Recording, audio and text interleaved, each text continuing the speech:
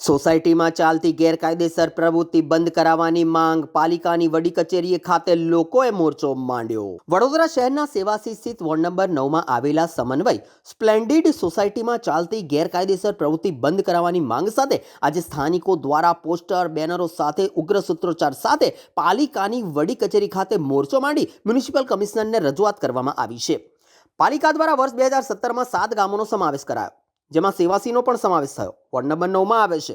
અહીં 4 ટાવરોની સમન્વય સ્પ્લેન્ડિડ સોસાયટી આવેલી છે। જો કે એ ટાવરમાં 10મા માળે બહારથી લોકો આવતા હોય છે અને બદલાતા લોકો અલગ અલગ આવતા હોય છે, જેમાં ઘણીવાર 8 થી 10 લોકોનો પરિવાર પણ હોય છે, તો ઘણીવાર યુવક યુવતીઓ પણ હોય છે। નિયમ મુજબ સોસાયટીમાં આવતા કોઈ પણ રહેવાસીઓના સગા પણ આવે છે, તેમણે સિક્યુરિટી પાસે સંપૂર્ણ માહિતી આપવી પડે છે, પરંતુ અહીં બહારથી લોકોની અવરજવર વધી ગઈ છે। સ્થાનિકોને હાલમાં જે રીતે સુરક્ષા વ્યવસ્થા અંગેની સ્થિતિ જોવા મળી છે, તેના કારણે ચિંતા વ્યાપી છે। અહીં આશંકા છે ગેરકાયદેસર પ્રવૃત્તિ ચાલતી હોવાની, જેથી સ્થાનિકોએ સુરક્ષાને ધ્યાનમાં રાખીને આ ગેરકાયદેસર પ્રવૃત્તિઓ બંધ કરવાની માંગ સાથે આજે મ્યુનિસિપલ કમિશનરને પોસ્ટરો બેનરો સાથે મોરચો માંડીને રજૂઆત કરી હતી।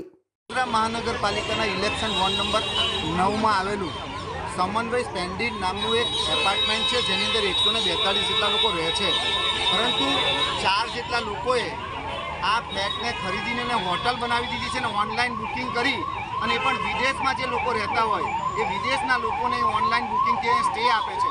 એટલે સ્વાભાવિક છે કે બહારના લોકો અહીંયા આવી અને રેસિડેન્શિયલ જે છે એ આખો માહોલ બગાડી રહ્યા છે। એક બાજુ ત્યાં દારૂની મહેફિલો ચાલતી હોય છે, બીજી બાજુ ત્યાં બેફામ ગાડીઓનો અવરજવર રહેતી હોય છે, અને કોઈ પણ રોકટોક વગર, એટલે કે રેસિડેન્શિયલ ઝોનની અંદર આ કોમર્શિયલ એક્ટિવિટીઝ થાય છે, એનો સખત શબ્દોમાં અમે વિરોધ કરવા માટે આજે કમિશનરશ્રીને વિનંતી કરીએ છીએ કે વહેલામાં વહેલી તકે આવી બિલ્ડિંગને સીલ કરવામાં આવે।